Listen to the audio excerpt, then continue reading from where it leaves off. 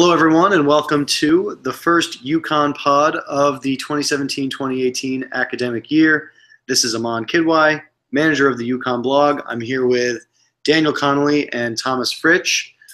We've got a number of things to cover. We'll talk about how the football team is doing after everything has been #restored, and also talk soccer, men's and women's soccer. We don't want to forget our favorite non-revenue sports, and then get into it with hoops, with some good news on the recruiting front, and just a brief conversation about how things are looking heading into this upcoming season. So in terms of recruiting, a couple of pieces of good news coming the Huskies' way over the past 2 weeks or so. First, Sid Wilson, a four-star recruit who reclassified down to 2017 after being a 2018 recruit. Had initially chosen St. John's and spent 5 days there, and then decided he had had enough and it was time to transfer. And then a few days later ended up picking the Huskies. Excuse me. Really big win for the Huskies on the recruiting trail. I'd say, to lose to St. John's, no matter what, was a bad look, right? We can all safely admit that. To have him back in the fold, potentially even eligible right now, Connolly, what do you think that means for us? I think that would be a huge boost to the team coming in. I mean, scoring feels like it's an issue every year, even with the guys they have returning. I don't know if you can fully rely on Alterique Gilbert's shoulder to be okay. Plus, you add some depth behind Terry Larrier on the wing so that you're not relying on the freshman that they brought in to carry a lot of minutes, because clearly he's got the talent. And if they can get him eligible for this year, that would push them from maybe like a fringe NCAA tournament team to a team that could maybe not make a lot of noise, but at least win a game or two in the NCAA tournament. Tom, what do you think? Yeah, I mean, the key right now is to see whether or not Sid Wilson can get eligible for this upcoming season. I mean, if that happens, it's an entirely new dynamic for the team, because I think one, this is the first time that we've had a full roster, I think, since the 2013-2014 season. And so now there's a little bit of flexibility there, and you can kind of prepare beyond the years. Like maybe we'll see a red shirt used on one of the players in the front court to kind of give them a developmental year. So you bring in Sid Wilson. He's coming from a Brewster squad that I don't know if they were undefeated, but they won a lot of games, and so he has that knack for winning too. So that's really important. And also, I think I'm always a fan of any of the players that come from New York. This guy's from, I think he might be from the Bronx, and he's got that New York toughness, and now you pair that with Christian Vital and Terry Larrier, and hopefully there'll be some swagger on this team this year. So I really think if he can come in, if he's eligible, I think that'll be a really good thing for UConn this year. Yeah, I mean, someone's got to play those minutes that were vacated by Vance Jackson, and quite possibly, if eligible, Wilson could very nicely slot into that role. If not, there are some other candidates from the additions who came through this offseason, but we'll get into those a little bit later. But even if not, then he's a 2018 recruit who's highly rated, who gets us just feeling a little bit better. I mean, just take a big step back here, and UConn men's basketball needed to inject some spirit into the fan base, and the recruiting trail at this point in the offseason was the only way to do that. So I think, kind of flipping the script on this Sid Wilson situation at least has us feeling better. I mean, that they were able to add in the offseason Isaiah Whaley, Quinton Williams, Eric Cobb, David Honora, but none of that is all that exciting. I think we can all agree that those are kind of people who we have. Oh, and Antoine Anderson, people who we have modest expectations for, and while Sid Wilson is more of somebody who we think does have one of those is one of those high ceiling players. So I think even if he's not eligible, would be a good sign. UConn Compliance tweeted something a little cryptic. What was that? Yeah, I don't know. They got that Carlton dance gift thing going on, so we'll see. I don't know if that's about Wilson. I know there's a few other waiver applications out there, but I feel like the biggest one in terms of UConn right now is Sid Wilson. So it's like, yeah, I mean that would be that'd be huge. The other possibility is that guy Kyle Buss, who transferred over from Robert Morris, but they said something about multiple. Something about the language made it seem like there were multiple. Yeah. Maybe it's both. They deleted that tweet. Oh, they did that today. Yeah, oh, no. I saw it. I think it was your tweet, TCF, that you quoted it, and I was going through today, and it was deleted. Another layer to the story. Wow. Oh, boy. Wow, the plot thickens. They deleted the tweet. It's going to be like a tennis player. Which means who knows what. Yeah. Right, yeah. Which means now we know. Tennis or cross country. Yeah. Which means now I think whoever know nothing. Yeah, that boss was probably just upset that they wasted a good Carlton gift on a tennis player. Or that someone immediately, or everyone immediately read between the lines and what that possibly meant. Yeah, like exactly. there was nothing subtle about that tweet if that does indeed turn out to be true. Yeah.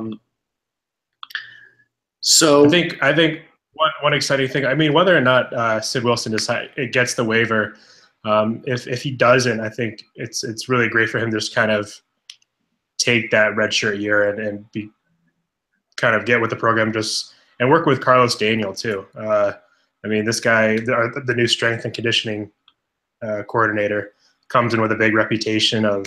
I mean, he was Anthony Davis's personal trainer. So it's really exciting to have him come in here and work with his team. And I saw a tweet when Sid Wilson announced the transfer, and it was from Adam Finkelstein over at ESPN. And he compared Sid Wilson to Stanley Robinson, and like Stanley Robinson is, oh man, if we get like Sticks Part 2, that's going to be amazing. So if that developmental year gets Sid Wilson stronger and brings him up to the level of Stanley Robinson, then I'm okay with waiting that 1 year. Right. Yeah. I mean, big shoes to fill, big name to throw out. But that's what we're here for, to make comparisons to former UConn players, so that we can have an idea for what type of player we're expecting. That's all we know. Yeah. Another big win for the Huskies on the recruiting trail on Monday. Class of 2018, point guard James Akinyo committed to the Huskies. Had offers from Cal, Cincy, Maryland and Virginia. Mm-hmm. So pretty good list. 4-star recruit coming over to UConn from Richmond, California. Named the schools California, Iowa State, Maryland, Virginia among the list of schools that had offered. And I think, with Kevin Ollie, I mean, he's around the 100 range in terms of nationally, which is a little bit lower than where we traditionally go, I would say. If you look at in the rankings, if you look at Aldrich Gilbert, Jalen Adams, Shabazz Napier, Kemba Walker, Ryan Boatwright, those were all kind of top 50 recruits. But, a couple of things. A, I trust Kevin Ollie unequivocally when it comes to recruiting point guards.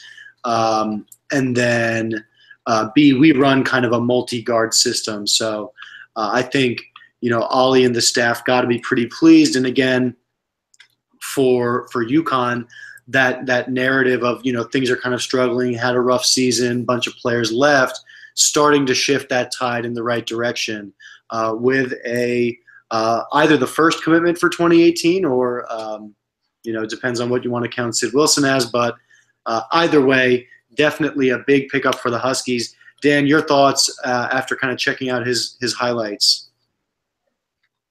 Not to start off topic, but watching those highlights, the uniforms that both teams were playing in were like some of the worst things I have ever seen.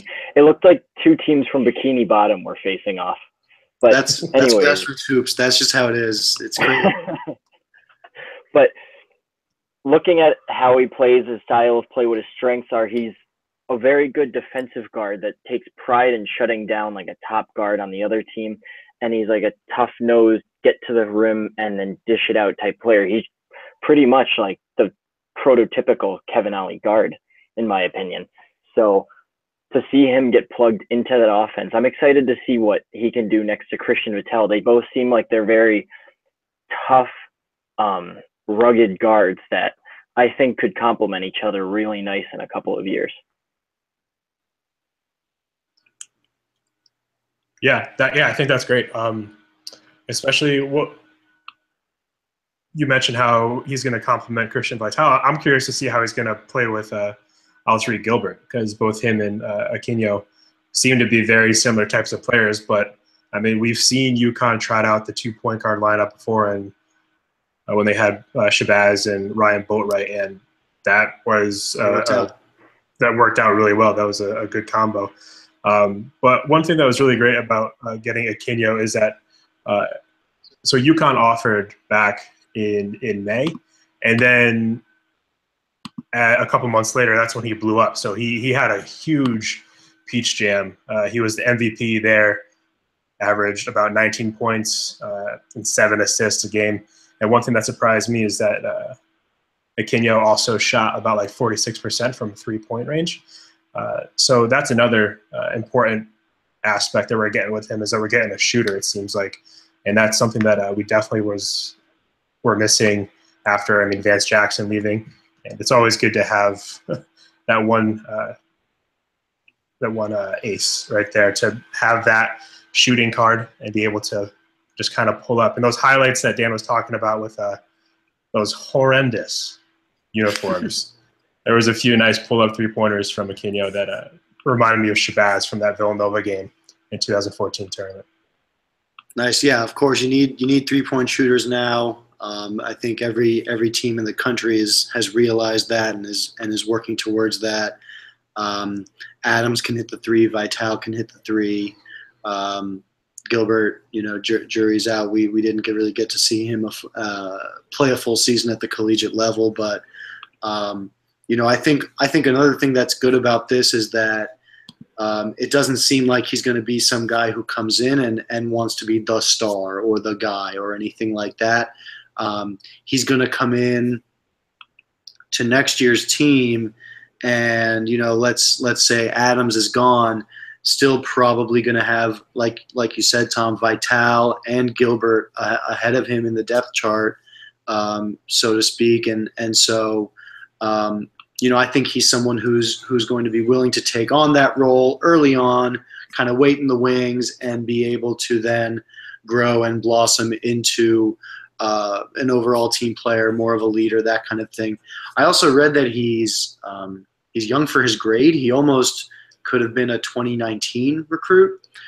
So I think that's something to think about when you're considering his level of play. He's been doing well. He's blown up, and he's playing with guys that are about a year older than him.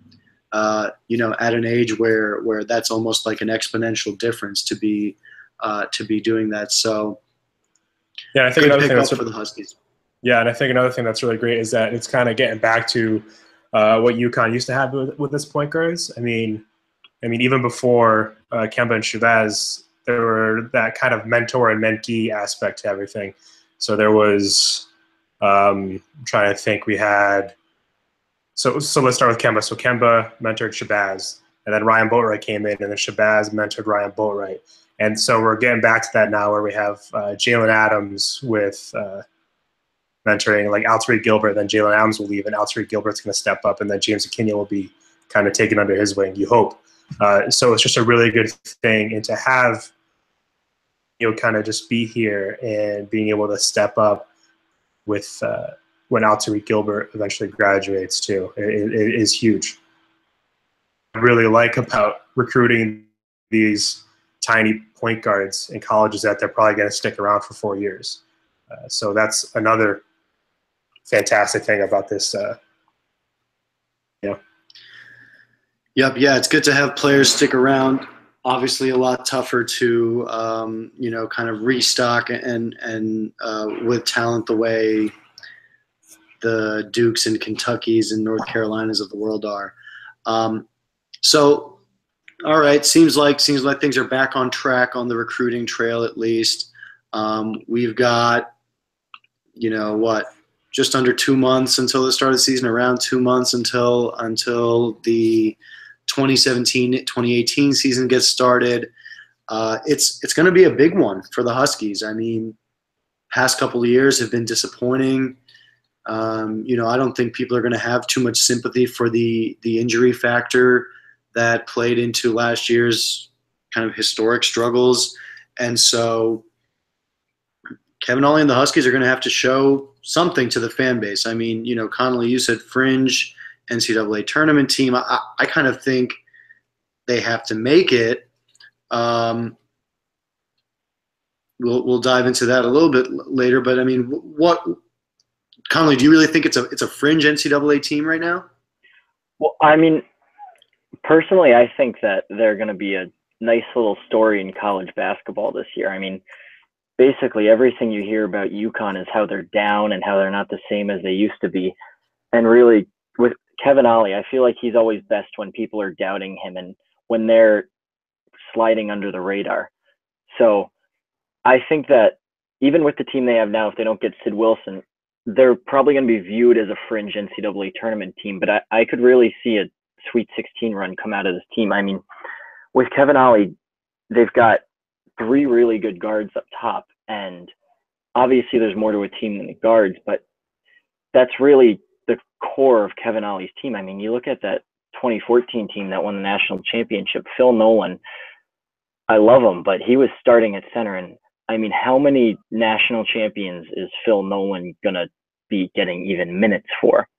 So to compare it to that 2014, if Larrier can play maybe the 4, and then you can do a lot of 3 guard and then mix some freshmen in there, I think there's a really nice mix for an underdog, not Cinderella because we're UConn, but an under the radar type Sweet 16 run. Because if they don't make the tournament, with Dave Benedict, he's not afraid to make change. And I really think if they don't make the tournament, we're going to be talking about a new head coach next season. Interesting. Yeah, I think that's a fair assessment of kind of the ceiling being like if they can make a bit of a run in the tournament. Tom, what do you think? Yeah, I mean, this upcoming season as somewhat of a redemption season. I mean, not just for Kevin Ollie, but also for even like Jalen Adams, Alterique Gilbert, and Terry Larrier. I mean, Alterique Gilbert and Terry Larrier, they were 2 highly touted guys coming into UConn. And, I mean, Terry Larrier was the leading scorer on this team games into the season before he got hurt. And so those 2 coming back, I think they can add to the dynamic of the team. And then, I mean, Jalen Adams played injured the last couple of games too, so he didn't get to – he was coming on a lot too at the end of the year. And so it was unfortunate that he sprained his ankle and wasn't able to perform at 100% during the AC tournament. And then with Kevin Ollie too, I think both you and Dan kind of hit on the head where it's been a few disappointing seasons in a row standards. And Kevin Ollie I guess you could say he cleaned house and he's brought in the players that thinks, I mean, the entire offseason we've been hearing how he wants to get the UConn type of player that accustomed to seeing. And so you see he's brought in Eric Cobb and a couple of bigs who are also kind of redemption stories themselves. So I think a huge theme this year is going to be redemption for a lot of these players on this team because UConn's going to be a huge question mark. And a lot of people are viewing UConn as down right now. So I do think that we'll get into the NCAA tournament this year. And then, I mean, once you're in the tournament, anything can happen. Yeah, I mean, it's easy to see a wide range of possibilities for how this season plays out because there are so many question marks. That said, there is a really strong and very talented core in Adams, Gilbert, Larrier, Vital. You know, that's as good of a foursome as you'll find, I think, in the AAC at least. That's a really talented group and a potentially dangerous one. The question marks are the entire rest of that lineup, right? So, what's the guard depth? We've got Antoine Anderson, a fifth-year transfer from Fordham, and I guess Isaiah Whaley is a guard as well, a late addition to the 2017 recruiting class, kind of an under-the-radar prospect. So that's where we are there. Up front, like you said, Eric Cobb and Anwara, those are kind of our experienced big men. One's a junior college transfer. One is a grad transfer from Cornell. And then there is there's two freshman bigs, Josh Carlton, Tyler Pauly. Again, we got to temper our expectations for freshmen here. So a lot of question marks. Depth is going to be an issue, but I do think at the end of the day, it's going to be a top four team in the American. It looks like it's going to be a good year for the conference. Wichita State entering, SMU, Cincy, some others Tulsa looking like they're going to be pretty good. Yeah. But I do think UConn does pull off a solid season and they've got to do, which they haven't been able to do in the past few years, even when they did make the tournament a couple of years ago, they really kind of made us sweat for it. And what I'd like to see is to kind of not be sweating even going into the AAC tournament, to be kind of feeling really solid about that at-large bid going into Selection Sunday. That would be kind of my goal for the season, to put just a modest goal out there in front of Kevin Ollie and the Huskies for this season. Yeah, one thing real quick, I want to go back to just what you were saying about this team being a gigantic question mark. Outside of Jalen Adams and Christian Vital, our team, and that's Antoine Anderson, David Onwara, Terry Larrier, Quentin Williams, Altariq Gilbert, Mamadou Diarra, Tyler Pauly, Isaiah Whaley, Josh Carlton, Sidney Wilson. Those guys, I think that's about 11 guys. They've played a collective 7 games at UConn. Just Terry Larrier and Altariq Gilbert. Take those two out, and then we have 9 new players at UConn this year. So it really is a gigantic question mark outside of Jalen Adams and Christian Vital. So it's going to be interesting to see how this team comes together and how they play together this season. Yeah, it also sucks that we don't have first night this year, where we can't really get a look at what the guys are going to be until the first exhibition game. So we're basically going in blind to this season.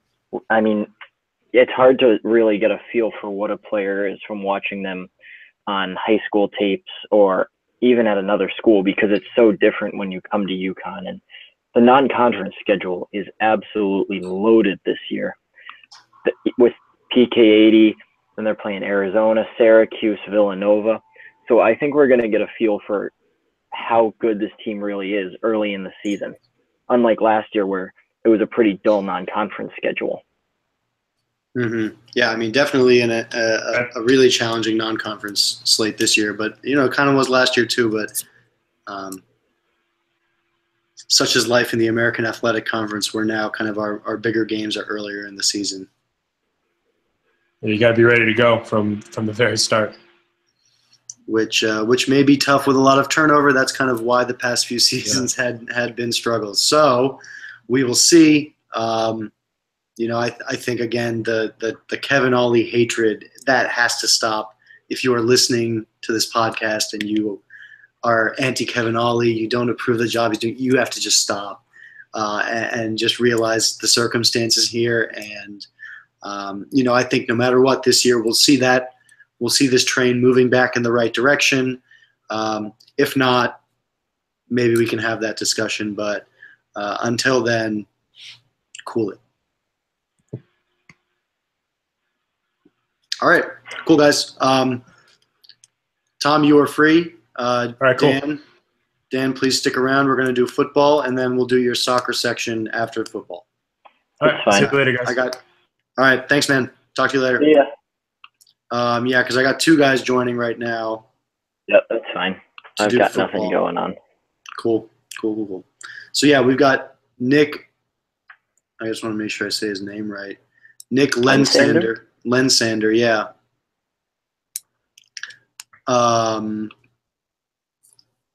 He's a former player. I think we might be able to get some Diaco dirt from him. Oh, I love Diaco dirt. Yeah, exactly. And then, yeah, then we can just talk, the Holy Cross game, thoughts on the Holy Cross game, quarterback situation, anyone who's impressing in the AAC, et cetera, et cetera. Rondale, how's it going? Hey, man. Nice to see you again. I'm doing pretty good. Cool. I've got Daniel Connolly, who is a UConn blogger as well, the UConn blogger as well.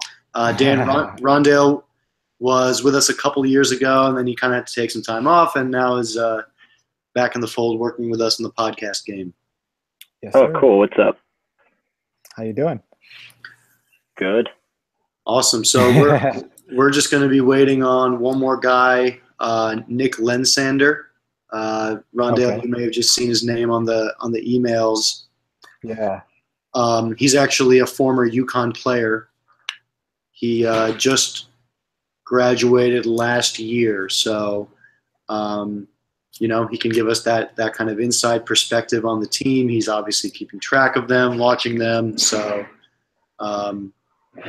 will be a good guy to have for this conversation. And then in terms of agenda, I mean, it's just those items that I had sent over. All right, sounds good.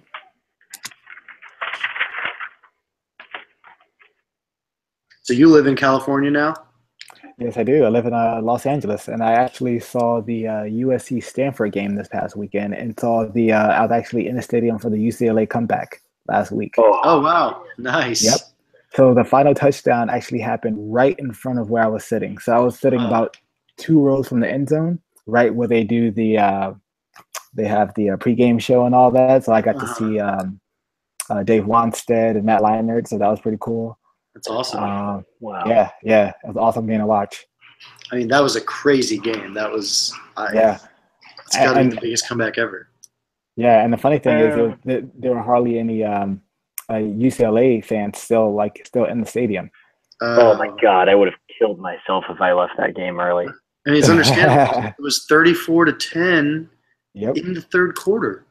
Yep, exactly. So I actually live right down the street from the Rose Bowl. So it was a pretty easy walk. Nice, that's pretty cool. Well, Nick actually lives in California as well. Oh, cool. What's up? Hey, how's it going? Can you hear us all right, Nick?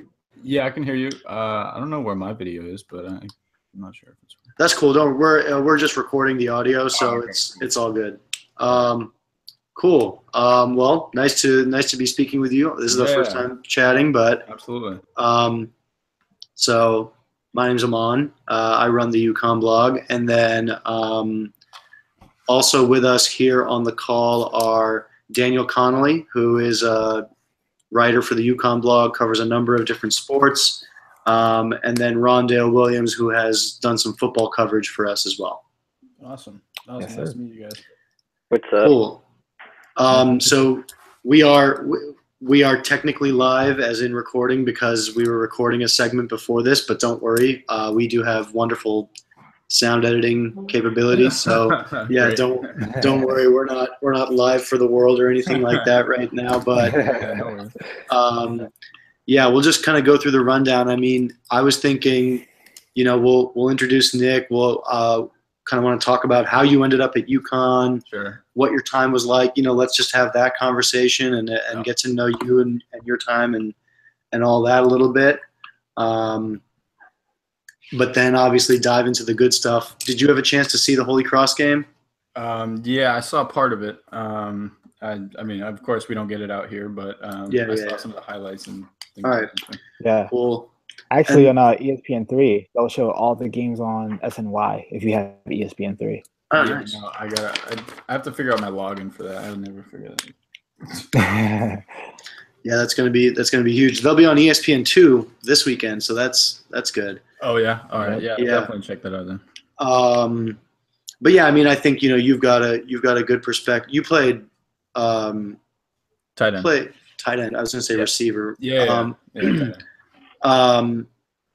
But yeah, I think what would be interesting would be to hear from your perspective about kind of some of these younger guys who we're hearing about now as absolutely. I know all of them pretty much. So. Right, and then cool, and then I mean, I imagine you might have some thoughts about the quarterback situation. Brian Shreff's winning the starting job back. Yeah, that's that's a good story, and I think he's my guy. I love Brian. Awesome, and it's a well-deserved opportunity. We'll discuss that. Yeah. We'll talk around the AAC. I don't know how much everyone's had a chance. We might skip that section of the. We don't. Sure. UConn fans really don't care about the AAC. Not as much. Broadly speaking, I mean, it's we want to beat everyone, but sure. So yeah, I think that's kind of what we'll focus on is the UConn part. Obviously, we didn't get any additional information since the game was canceled, but but yeah, all right. So we'll go live I'll just do a quick countdown, and then I'll introduce just that all you guys are here, and then we'll dive into the conversation with Nick, and then Dan and Rondale will kind of talk about the Holy Cross game, takeaways, what we think needs to get better, blah blah blah blah, what's good, what's bad. And then get into the quarterback situation. Nick will dive back in with you. Sure. Awesome. Sound good?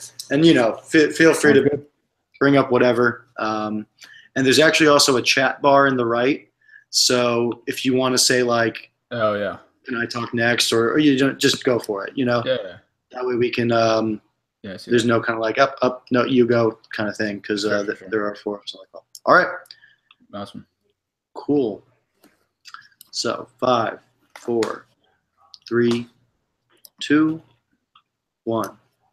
All right, here to talk UConn football with us. I've got a wonderful panel of 3 additional individuals to help break down the Huskies' start to the season as well as where they might go.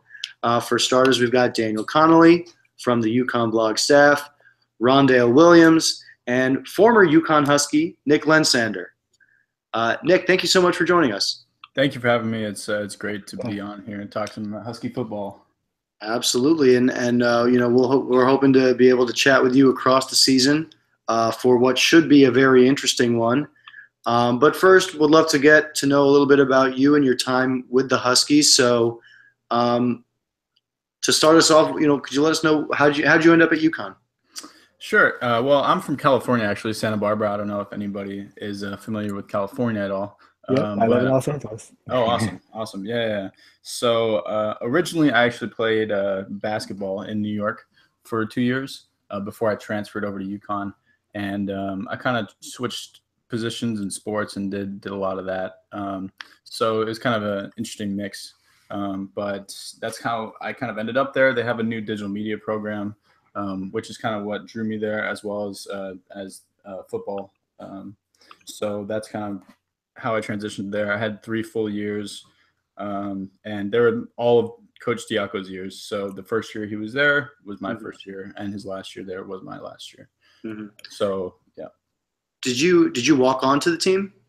Yeah. So I don't know what you want to call it, whether it's preferred or not preferred. Okay, the summer before, I was invited to training camp, and so I didn't have to a tryout or anything really. Okay. Yeah. So what was that process like? You had to go in and what's your role on the team that first year? Sure. Yeah. So the process was, it's all about, you got to know you're going to the school first before you kind of, have a chance to join. I talked to Coach, the recruiting coordinator at the time, Coach Painter, and I went to visit the school just to check it out in general, and I went to talk to him when I was there. And there was no, there's no guarantees of anything. And but I talked to him, and then eventually I heard back from Coach Mike Cummings, who was the tight ends coach at the time, and he gave me a call over the summer, and then I went out for my first training camp, and from there, I mean, the rest is history pretty much. Yeah. So, what was the rest of the question? I'm sorry. No, you're good. You're good. So, you had the your 3 years overlapped with the entirety of the Bob Diaco tenure at UConn. What was it like that second season? The team's 6-6. You grabbed that big win over Houston. What was that like? What was the spirit in the locker room? That kind of thing. Yeah, with Diaco, everything was positive. I don't know, what the connotation of Coach Diaco was in the media and things of that nature, but everyone in the locker room really loved him, and as a person and as a coach. And that second year was really exciting. It's hard for the first year. We didn't have a good first season to really turn it around drastically. So we had a bad season the first year. But the second year with that win over Houston, that was really the biggest win that I was a part of, the biggest win that we've had in a long time. I think Houston was ranked 13th or something like that, 14th. And we lost our starting quarterback. We lost Bryant in the beginning of the game. We also lost Tommy Myers in that game the beginning of the game. So Tim Boyle was playing quarterback, and we were shorthanded, but we gave up a kickoff return touchdown in that game to make it 7 points closer. It was 20-17. The final was, but it was a gutty win, and I've never been a part of something like that. It was really special. Everyone stormed the field. Sure, could the rent have been a little fuller? Sure, but but it was a great experience, and I'm really was happy to be a part of it. And that whole season, even though we didn't win every game, we were 6-6 going into the bowl game. Yeah, but it was everything was positive, and everything was going in a good direction. And not everything works out in the end. Going into season 3, you think things would have gone up, but there's so many things that have to go right at every position, at every coordinator position, at every, with everything in a big time business like this. So it's, it's tough, and I really love Coach Diaco and the whole staff. But, I had a different position coach every year. So, there's the offense was changing all the time, and, it's hard to keep up a little bit, and it's hard to adjust. So, you could weigh, whether it was the right decision or not, but I felt my experience with him was great. Yeah, that I would agree. That second season was great. It exceeded expectations. The ECU win was also a big one for sure. But yeah, and hopes were very high. Expectations were kind of high going into that third season. Was there a sense of things kind of starting to unravel late in the season, because the start actually was pretty competitive? There was the Navy game. You had a good game with Syracuse, even though it was a loss. Was there something that you felt like maybe changed in the middle of the season that kind of caused things to start spiraling down, or what is your sense of what went wrong there? It's tough to put everything on one. It's tough to point your finger at one thing, right? Because there's could have been so many other things that went one way or went another way. The Navy loss again. It was a big loss because they were ranked. It was on the road. I don't think we had won Annapolis. I don't know ever. But so that was. It was huge. We're on the goal line. You could have talked about the timeout thing. It's some of the things. Coach Diaco explained it. The only way that you really could explain that. And he's obviously he had something in his mind. So I don't blame the loss on him. It definitely was crushing. We had a few close losses. We should have won the Syracuse game. So we should have definitely probably had 2 or 3 more wins just in the beginning of the season, which then would have potentially changed the rest of the season for us. And then as you were saying, in the middle of the season, did something change? Our offense, because it wasn't producing as, people would have liked, as coaches would have liked, it was pretty much changing every week. So they would add new things and change it every week towards the middle of the season and on to the end. So the offense really, I feel that didn't help. I feel like we should have tried to, because in the beginning of the season, the Navy game, we had some good plays. I mean, we scored, forget what was it, 24 points or something really quickly too. Exactly. So I think, in my opinion, we should have stayed more towards that. But it's how it goes. And if coaches, if wins aren't put on the board, then they're going to try to change things, and that's just the nature of the game, and that's just how it went. It's unfortunate, but How did the players feel about Diaco's media perception? Because I know Jeff Jacobs of the Hartford Courant and a couple other people wrote a couple of scathing articles about him. How did you guys feel about that? Yeah, I personally, and I think I speak for most of the guys in the locker room, I feel like the media perception of Coach Diaco was completely different from our perception of him. We know him. He's an amazing guy, an amazing coach. He pushed us. In all facets of our game, in our lives, and sometimes people make mistakes, whether it's coaching or whatever. I mean, you could point a lot of things out, not just with him, but with everything. But him specifically, I learned a lot from him, and having him as a coach, I wouldn't have wanted it any other way. And he had so much passion and so much fire, and it was amazing seeing him every day going to practice and going to do these things. So I think the media's perception of him is, obviously they don't know what we know when we're actually with him every single day.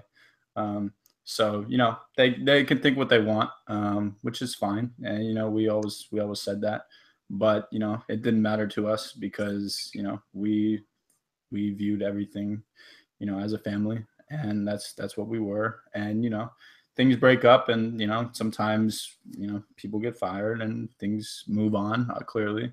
But the time I was there and his whole time there, everyone bought in, everyone believed in him, and we believed in each other. So yeah, kind of speaks to the nature of it being a business, really, where even if you're an energetic guy, and it looked like academically the team was doing very well, better than it had been in the past, but if those results don't follow on the field, and especially the guy who hired him was no longer even there, so sure. Obviously a lot that can change in those types of situations. One of the best things I thought about the Diaco era was the conflict with UCF. And as much as people want to dog on it now, I really don't ever think that was a bad idea, because in such a new conference, there's no history with any of the teams. So he was trying to spark something. I mean, I know now, even with games that aren't in football, I love saying like, oh, we're going to beat them in the conflict. And it's like field hockey. So what was the players' reaction to the conflict when that was first announced? And did he give you guys a heads up to that? So originally, when it was first announced, we were in a team meeting, and he brought in this trophy, and it was kind of, we knew before, much before the media knew about it or UCF knew about it, and on my opinion of it, I think it was a good idea. Was it? Maybe it could have been done a different way. You could ask questions all day, but we bought into it. We thought it was a good idea. I mean, clearly a new conference, you don't really have those things. They have to be established at some point, right? So was it playful, kind of? It was interesting how UCF didn't acknowledge it. I think the media really attached onto that one. I know there's articles on ESPN and all kinds of news about it. I mean, calling them crazy and things like that. But we thought it was a good thing, and regardless, whether it lit a fire into us to get a trophy, it was another big team. That team at the time was one of the best teams in the conference when they had Blake Bortles, and they were ranked. They were a really good team, and that's something he chose to go with, and we bought into it. Whether the world decided to buy into it or not, it's didn't really matter to us, I guess. It was kind of interesting seeing all the backlash from it. You didn't think there would be that much, but there was quite a bit, surprisingly. But it was interesting. I don't know. So one thing I've always wondered, I grew up in Connecticut, grew up in Hartford, now live in California, and I always wondered what was I'm pretty sure you guys got to meet with recruits that came to campus to visit. What was their perception of UConn while, they were going through all of this, right? The losing seasons, the bad seasons, what the people think of Connecticut? Did any recruits, have any thoughts or ideas they want to share, with you guys about how they felt, about the campus? Sure. I really think, and at least since the time that I've been there to now, I think UConn is still trending upwards. I mean, you could say, football, specific programs, one thing, they're losing this year, blah, blah, blah. But in general, UConn as a university is definitely still trending upwards. And I think that there was never, some sort of negative connotation that, at least that I heard, from recruits or people coming to campus or things of that nature. In general, it was very positive. Even if we lost games, I was there. Our first season we were 2-10, I believe. So it was really tough, and one of those wins over an FCS team.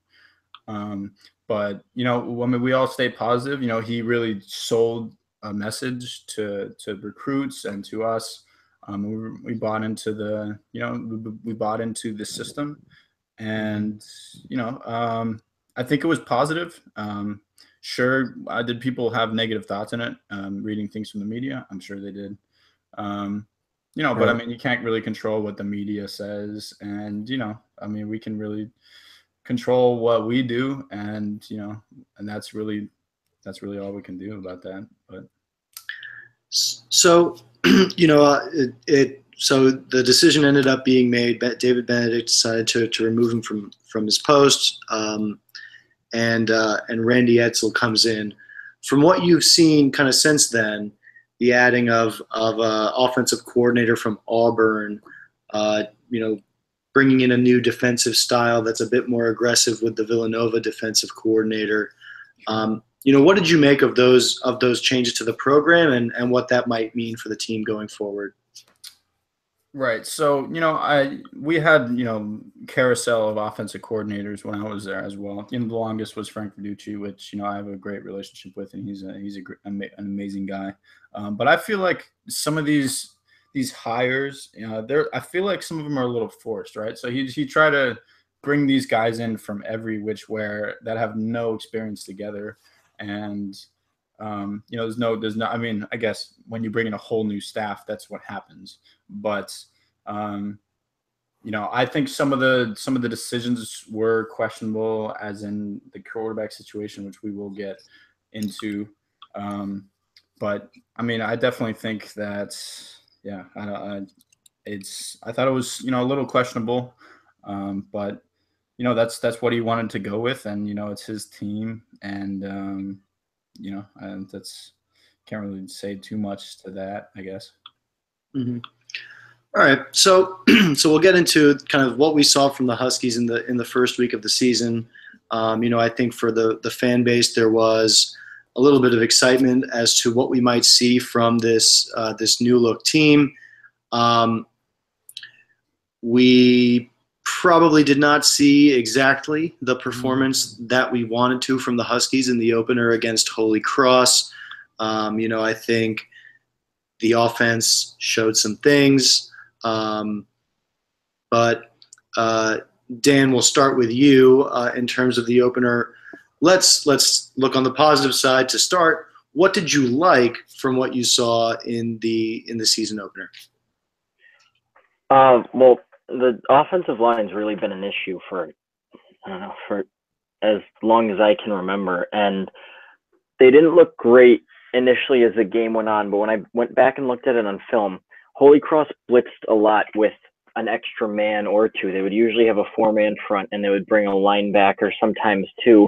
And that's when the quarterback, whether it was Pindell or Sheriffs, would find themselves under pressure. But for the most part, in pass blocking, the line did really well blocking one-on-one. Run blocking, they struggled a lot more. I mean, there are times Newsome would get the ball and there would basically be a guy in the backfield ready to tackle him. For the most part, all the big runs that they had was something that either Hopkins or Newsome would create themselves.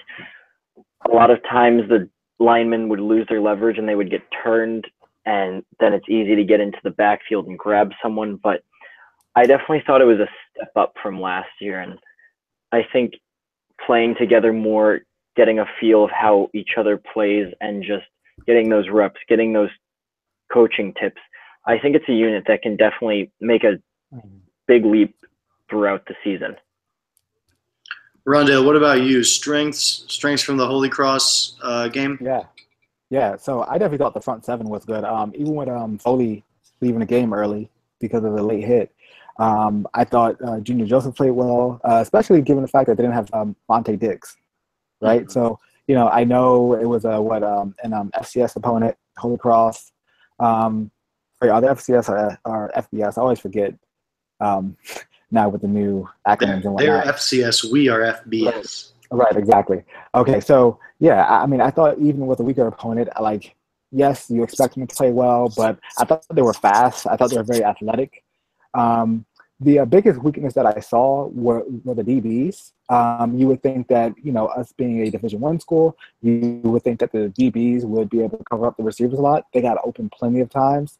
I don't know if that's just because at the Foley of the game, there wasn't much of a pass rush, which I know I said that was a strength, but I thought the front seven was really good in run defense, especially. So, yeah, those are two things that I have. So front seven stood out to you.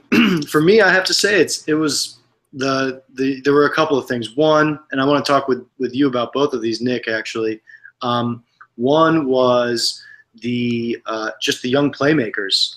So we've got Nate Hopkins out there, running back, making plays. We've got Keon Dixon looking like someone who has great potential to be a game breaker. And even, Hergy Mayala, who is someone we've kind of always known about, but hadn't really put together a game like he did in the one against Holy Cross with, 108 yards and a touchdown. So I thought that was really exciting that just there were a lot of different guys getting into the mix offensively. And then Bryant Sheriffs, ladies and gentlemen, come on. I mean, the guy's been through so much, and, we read he played through a pretty bad injury last year. And if you look at his numbers, if you look at his splits from last year, those, if you go by the report that he was injured after the third game of the season, you can see kind of a difference in his numbers. And so, he loses his starting job kind of quickly going into camp.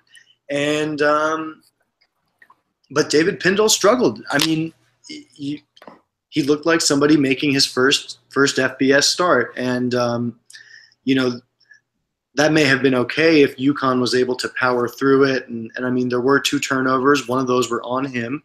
There were 2 turnovers that did lead to Holy Cross touchdowns. So that kind of made the difference a little bit. And the defense was giving up yards. The defense was giving it up too.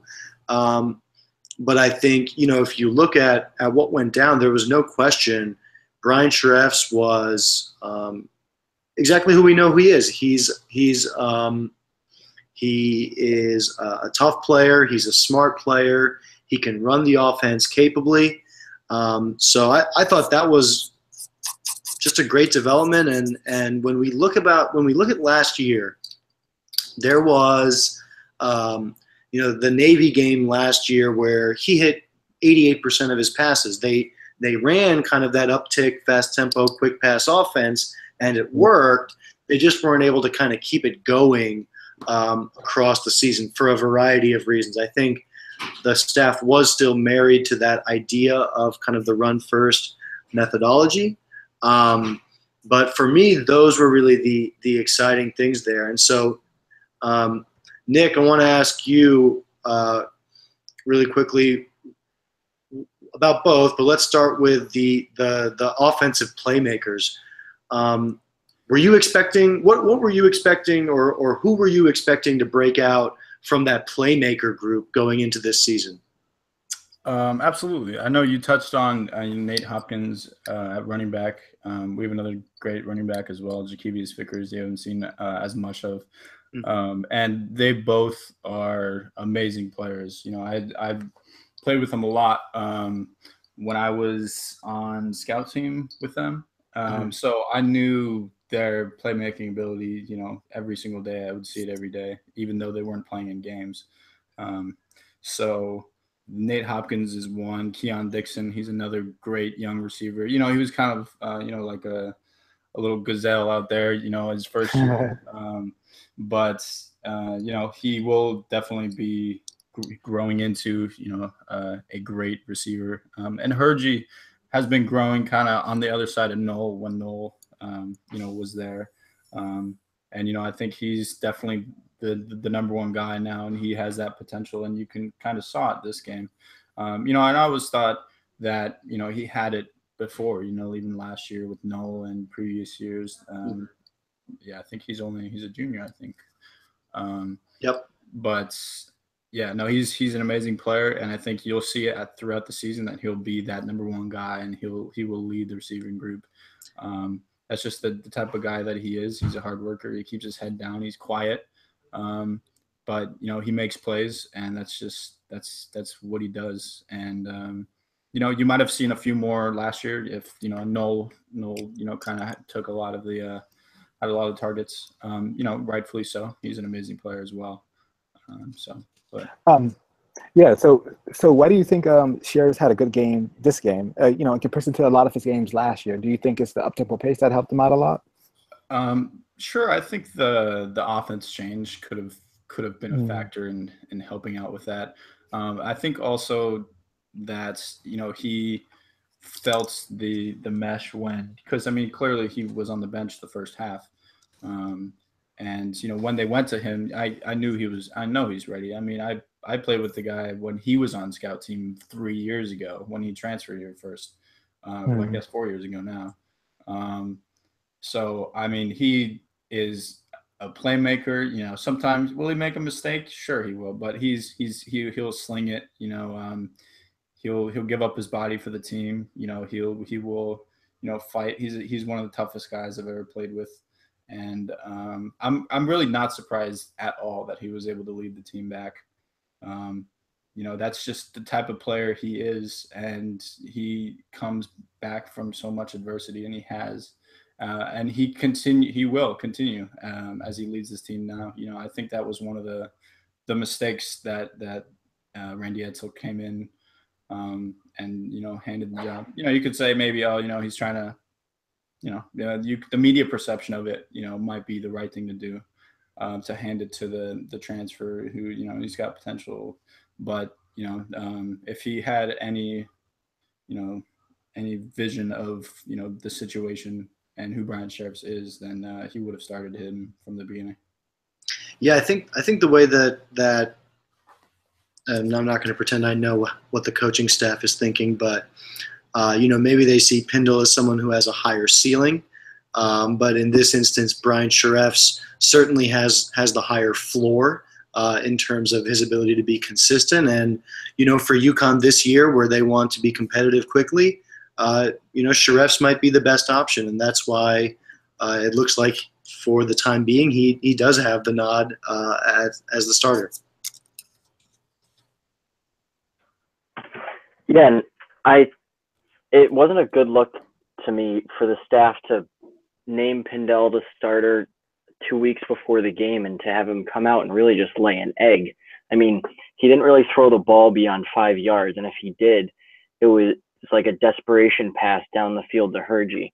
And then, I mean, it was just clear that Sheriffs had a much better command of the offense. It seemed like he had more command of just the players, that they gravitated to him more. And I've seen a lot of people saying like, oh, well, you need Pindell in there because next year when Sheriffs is gone, who are you going to rely on? But I don't think Pindell should be looked at as this like savior of the program, because Marvin Washington was right in there as a true freshman in the quarterback battle. Jordan McAfee has been spoken highly of, even though he was a Diaco recruit. He was injured most of training camp, I believe, so he didn't get his chance to compete. But they've got guys behind Pindell that I think you got to go with the guy that gives you the best chance to win this season. Yep, and so I also think. Oh, go ahead. Yeah, I was going to say, too, I think Sheriff was kind of helped out, and I was rooting for the guy, but I think he's kind of helped out, too, because in the second half, we were down, 27? So at that time, like, we had to throw the ball, right? Like, we had to play catch-up. And I think in the first half, when Pindell was still in the game, we had to throw short, right? Because I think the coach didn't have a lot of trust in the offensive line. And so I think a lot of what you saw from Pindell was a product of that. But I do think that Sheriff came back in the second half and made better reads. I watched the game a second time. Like, there were some really, really good reads he made downfield, especially when, Holy Cross was dropping everybody in zone, right? And I think that was somewhere where he struggled last year, and I think he really grew this year, which is why I think that the up-tempo pace kind of helped him out, right? Because it kind of left the defense kind of confused. The coaches were still trying to get him in plays and all that. So I think that's why we saw more success with him in the second half.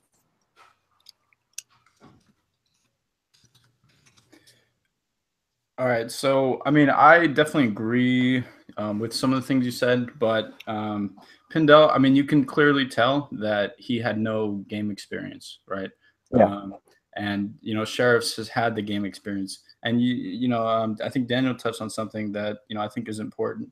The guys kind of, rallied around Bryant, right? So Bryant has earned every single person's in that locker room's respect.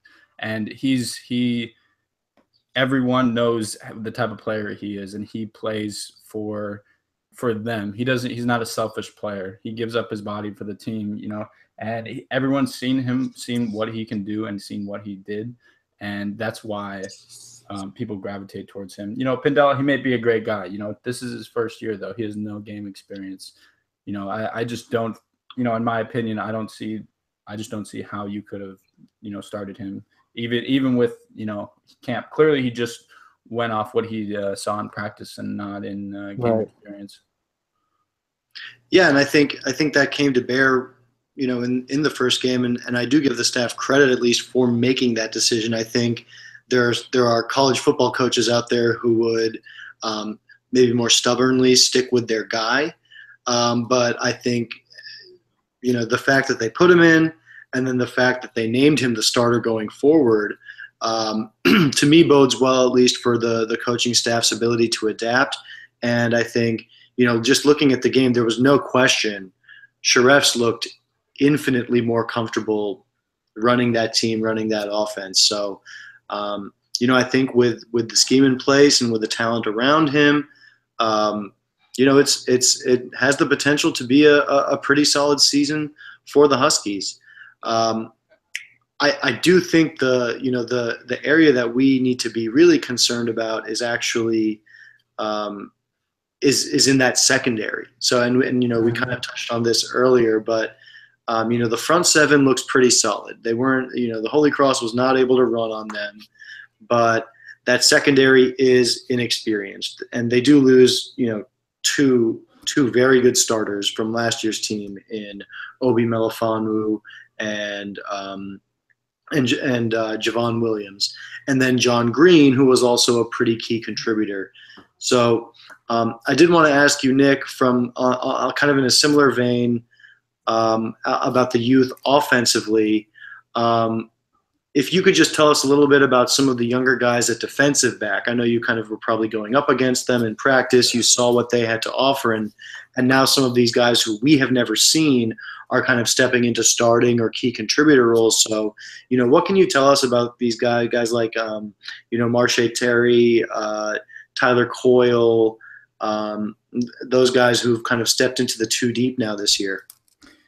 Yeah, when they came in, I always thought, they're guys that they had a lot of upside, right? They're big guys. They don't have a lot of game experience yet, and that's because we had really experienced secondary for quite a while until we lost these guys. Now Jamar is the most experienced one in the secondary. You do get Trey playing this year now. Trey Bell, a transfer from Vanderbilt, because he sat out the previous year. And I think they're both solid players, and they both have their their weaknesses, I guess you could say. But then you have Tyler Coyle, who's I think will be a great player. This is his first year playing, and Marche Terry, he has a big frame. He can still put on some kind of some size a little bit, but they can both play. I've seen them both play. And I've gone up against them, and I think it's in good hands. They have the athletes, they have the players. They will learn a lot this season by getting that game experience and being thrown in there, I'm sure. I know we still have Bryce McAllister, who's very experienced as well this year. So I think moving forward, it will become a strength. It may be sort of a weakness right now, you could say per se. But I think it also, the offense not being inept does help them. So, I mean, you could say once our offense started scoring points, then we didn't allow pretty much anything. So, it's definitely, it goes hand in hand, offense and defense, in my opinion. Yeah, I agree that there's a lot of talent in that secondary, but it's really young, and Edsel wasn't afraid to play them against Holy Cross, but the thing is, there's a lot of really good passing attacks on the schedule. Oh, yeah. So Absolutely. That's a unit that has to get serviceable quick. I mean, SMU can throw the ball around and put points up.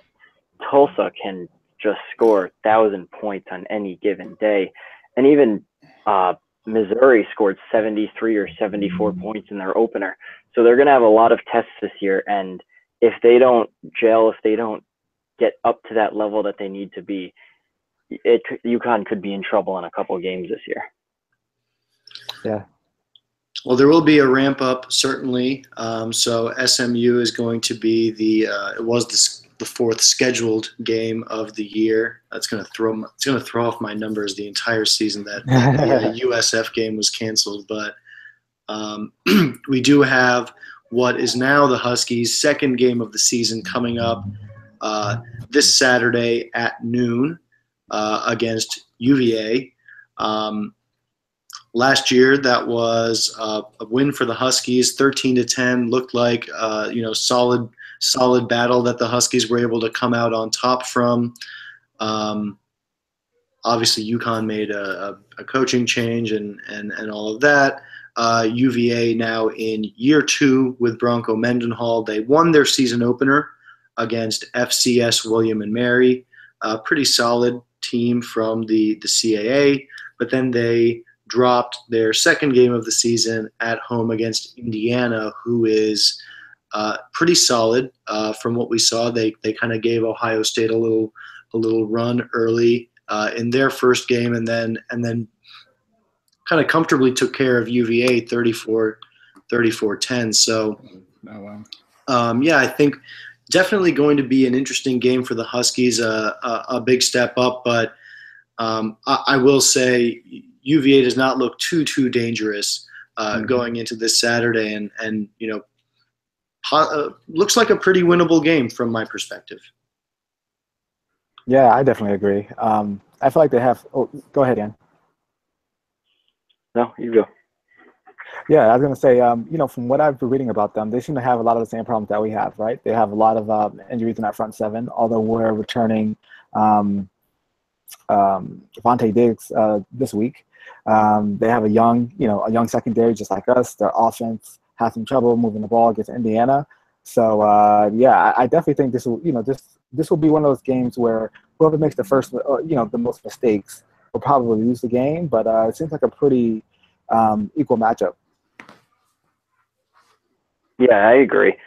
I mean, if we're looking at this season the way that a lot of us, at least at the UConn blog and people that I see have been looking at it, in a year that they're not going to blow any teams out or anything, but they could push for a bowl. I think this is a game that they really should win with how bad UVA's been playing. I mean, the spread of UVA winning by 9.5 is absurd in my opinion.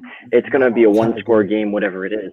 The thing that concerns me the most is that UConn's won 5 games on the road in 5 years, and that's pretty backloaded. They didn't win a game on the road last year. They won 2 the year before, and they didn't win any 3 years ago in Diaco's first year. So can they finally break that streak of not playing well away from the rent and get a quality, no, not a quality win, but a win over a Power 5 team, which is always important? I would like to touch on that a little bit. I know the road wins aren't potentially there. You know, you could say that it's all road, things like that. But, you know, I saw when we went on the road, and we should have at least 3 more wins on the road than we do now. Again, you could say Navy. I know that there was a couple more games that I would probably have to go back. Missouri, we should have won on the road at Missouri. You know, there's probably 3 or 4 games that I could say we should have won on the road. So I think, you know, I guess maybe I'm more optimistic, but I know the guys, and I think they're going to come out, you know, ready to play around Bryant this Saturday, and I think that they can win by 10. Yeah, and I think, you know, again, this type of game illustrates why Sharefs is the right choice to be the starter right now, because like I think I don't even remember who said it already, but you know, whoever makes the least amount, I think Rondale, you said, whoever makes the least amount of mistakes, you know, that's going to be who wins, and I think that's one of those things about Brian Sharefs is that he's rock solid in that department. You know, we can trust him to at least make smart decisions and ensure that there are no kind of boneheaded plays or anything like that. And he can make a play or two with his legs as well. So I think that kind of underscores the reasoning behind that and why the staff has decided to stick with him. But yeah, you know, I do think, even though UVA is no powerhouse, it is a meaningful game for the Huskies to be able to go on the road against an ACC opponent, and you know, if they're able to start the season 2-0, that's incredible. You know, that's a great start to the season, and then we're talking about we are just actively having that bowl conversation. You know, not because we're forcing it, but because they're 2-0, and now we need to talk about getting 4 more wins and a bowl game, which, you know, would mean a lot to so many players on this team, particularly the seniors, everything that they've been through, but, you know, even some other guys who've been there for a couple of years, or younger guys who came to UConn to be part of a turnaround, whether it was, you know, whether they signed with Diaco and now that, you know, whatever the situation may be, they wanted to be part of a turnaround. And, you know, I think getting that, you know, the opportunity to maybe miss that South Florida game allows for a little bit of positive momentum to build. They got that time off, rest, relax, reset, you know, get Bryant some more time with the starting offense, give the secondary some time to really look at the mistakes that they've made and key in on what needs to get better, and come out and play well in what, again, I have to keep saying, it's a winnable game. And so hopefully they can do something good about it. Yeah, I was going to say too, you know, I probably sound like a fan saying this, but I also think this is a huge game in terms of, you know, recruiting in that area, right? So if you remember last time Randy Edsall was coach, he recruited quite a few good players, quality players from that area. He's from Pennsylvania. I remember most notably Mike Niebrick, who I think ended up transferring after Randy Edsall left. But that area has a lot of talent. He recruits well in that area. So I think it'll be a great win to go, you know, and show the high school kids in that area, hey, you know, if you want to start early, if you want to come to a great school, you know, come to UConn, we have good quarterback play and whatnot. And I think this victory will also be good for that. Yep, yeah. Diaco was able to get Donovan Williams and EJ Levenberry, who were both from the same school, actually, the same high school. That was Northern Virginia, closer to DC. But I do agree with you. I think, you know, Virginia is obviously a very talent-rich state, and so to be able to show up that home state team would definitely pay a lot of great dividends for sure. In terms of, oh, sorry, go ahead. No, I was just. Is there any updates on EJ? Is he gonna play this year at all? Yeah, so we don't know. Frank, we just. I could text him and ask him, but. Yeah, you should have done that beforehand. Come on, man. Yeah. Next time. I'm gonna say, in the beginning of this schedule, you say USF is basically a bye week. You get a bye week right after Virginia, so you get bye game bye. So true, nice. It'll be interesting to see how they can go into this game and hopefully leave it with some momentum. Go into the bye week, tighten it up even more with Sheriffs, who didn't get the camp reps at one very much. And then kind of push through the season after that. They'll be very rested come game 4. I mean game 3. Right now game 3, right? It's all happening. I've had this in my head all off season, and now it's all thrown off. But game 3, which is week 5 or something. Right. But SMU, they look pretty solid actually. They've got 2 big wins locked up. Their offense looks pretty high flying. They've got Chad Morris, who is the former Clemson offensive coordinator, as their head coach. That's first round wide receiver. They have Cortland Sutton, who caught 4 touchdown passes this past Saturday. So that's going to be a tough 2-game stretch with SMU and Memphis. That's when we'll really find out about kind of the grit and toughness of this team. But then I will say at Temple the following week, that game I'm feeling a little bit better about after how the Owls have started their season with their new head coach. So Temple started with they got beat pretty bad by Notre Dame to open the season, which fine, right? That's understandable. We're not gonna dock you or anything like that for losing to Notre Dame, but then Temple really what was that? UConn's undefeated against Notre Dame. UConn is undefeated. I'd slide that in there. That is always worth mentioning. Yeah. That Notre Dame is winless against UConn football, and UConn is in fact undefeated. And this year, UConn football is undefeated as well, folks. Yes, we are. But yeah, Temple really struggled against Villanova. They jumped out to a 13-0 lead, then they gave up 13 straight points.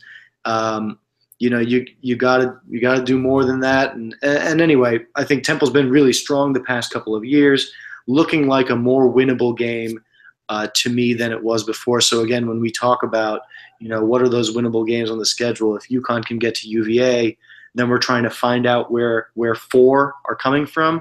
I think Temple's got to be one of those. East Carolina, I mean, they look godforsaken awful. They got crushed by James Madison in week 1, and then run out of town by West Virginia. Yeah. So there are some wins out there. I think BC and Cincinnati are both winnable games. So that's kind of my outlook for the season. Yeah, go ahead. I definitely agree. Temple is a winnable game. East Carolina, so you could say I would say they could win 3 out of their last 4. I guess it's putting a lot of pressure on the back end of their schedule. Mm-hmm. But East Carolina, Cincinnati, Boston College, even UCF. I got 5 wins with Holy Cross, Virginia, Temple, East Carolina, Boston College, and then if you could get 1 UCF or Cincinnati, that's 6 wins.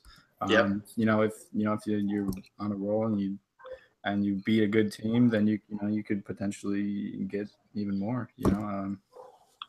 Could happen. Certainly could happen, and I think that would definitely have been on the high side of what anyone would have expected for this season. But I think with the way the Holy Cross game started, nobody was feeling comfortable predicting that. But quarterback, it's either the most important position on the field or top 2. But the offense looked like a completely different one with Sharefs at the helm. So, they put up points quickly. So if that's what the UConn offense can do, the defense has always been pretty stout. And while I agree that the secondary, needs to mature quickly, and we're counting on it to do that, especially with so many high-flying teams on the schedule, there are also those beatable teams who, I think we can get, the Tyler Coyles and the Marche Terrys of the world to kind of grow against and step up for. So definitely a lot of potential there. But we're going to end it actually talking about a very important position group, and that's the tight ends. Nick, you were a tight end. Yeah, I love this position.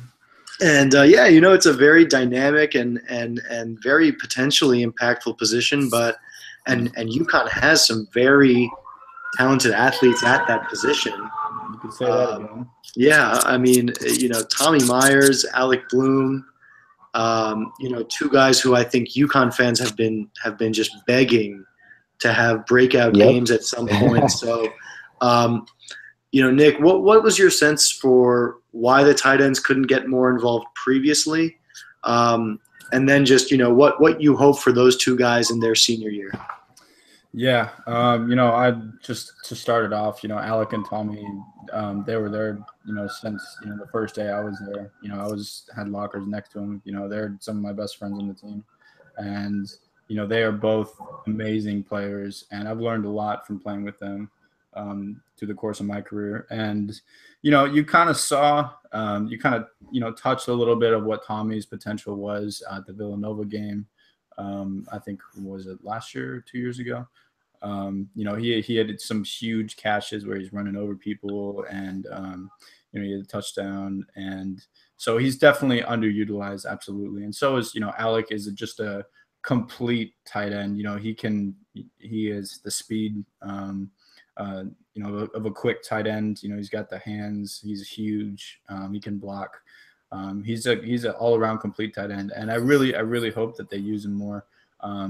Some of the reason why they didn't get utilized completely when we were changing from a pro style to a spread offense, it was literally week to week that we'd be installing new plays that we've never done before. We wouldn't be on the line. Wow. We'd be standing up, and it's. If not everyone knows what they're, exactly, they have a lot of game experience doing it. I wouldn't expect them to, thrive. Sure, we had questions that Bryant was hurt partially last year too. So, if they didn't get involved as much as I would like to see them involved. But I really am optimistic about seeing them involved more this year for their last years. And, I really wish that for them because they're amazing people, and I just want to see them do well. Excellent. Yeah, I think we all do too, and you're absolutely right. We saw that Tommy Myers game 2 years ago to start the season, and we thought, here it is, finally. We're seeing exactly what we thought could always happen. But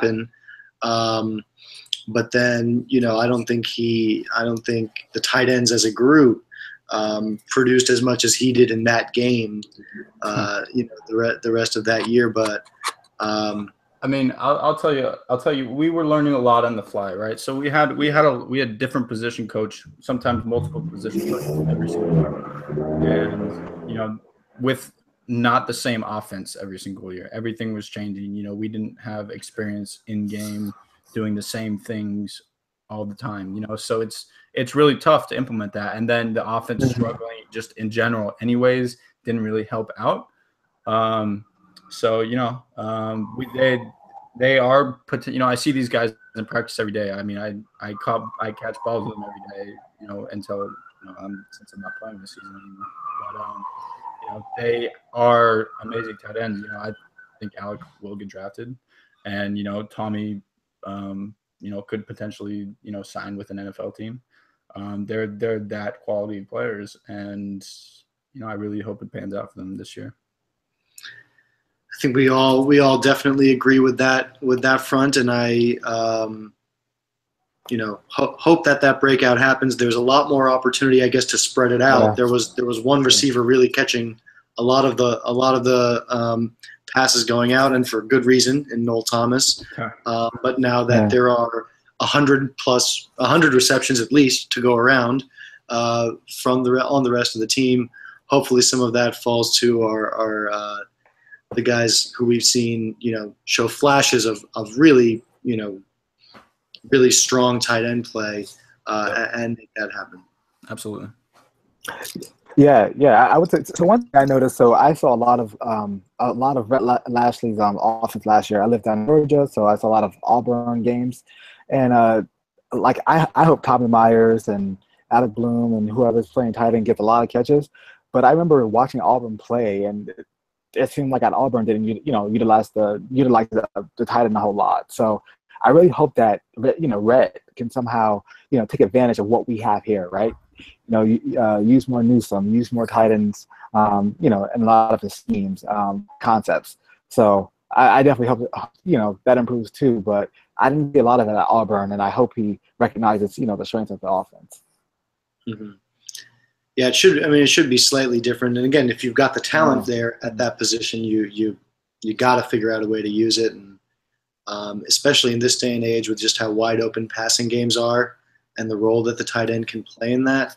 You got to figure that's a good advantage that UConn has out there on the field. And imagine both of those guys on the field, and then you've also got Hergy and Keon on the outside, something like that. So that's a dangerous look for people, I would think. And then Narkel Newsome at running back. Wow, that's all of a sudden a very dangerous looking offense if those pieces are used correctly. Yeah, what I thought was weird though was that we talked all off season about the new staff is going to use these tight ends. Finally, they've got all the talent to do it. But then they targeted Alec Bloom twice, and that was it. I mean, they didn't really seem to send them on patterns. They kind of kept them into block. It didn't seem like the usage had changed that much, and that just seemed kind of odd to me, especially when the passing game was struggling and the offense was struggling. You give them a different look that Holy Cross isn't expecting, and they didn't seem to use it at all. The other thing we have to remember about all of this is that, and actually, Nick, would love to hear your perspective on this, but, our sense is we're obviously a little bit disconnected, but, my sense is that in a game like the FCS game to start the season, you're still kind of holding your cards pretty close to the chest. Nick, is that a fair statement to make? Yeah, I mean, you could say, yeah. I don't know how much of that is done now, given the Randy Edsel. But I mean, you could say that it's more base sort of stuff. But I agree with Daniel. I do think that's very interesting. When we had our offense originally, when Diaco came over from Notre Dame, we used a lot of two tight end sets. We were pro style, and we got out on a lot of routes, and the catches weren't there, the targets weren't there. Maybe, will that change going away from a pro style? Probably not.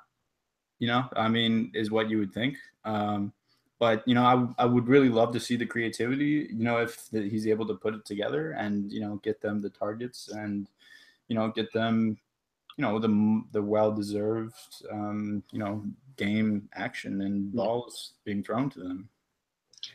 Yep, definitely something to keep an eye on. I think a full game with Brian Sharefs under center is something that Husky fans will be excited about, which is great. And, hopefully not being able to use that excuse anymore, right, of saying, okay, well, maybe they're holding back because it's an FCS team. This game is the most important of the season, right? It's the next game, but it's also, a road game, ACC opponent, a lot of opportunity here. And this is something where there should be really nothing held back. So, hopefully we see a little bit more creativity offensively.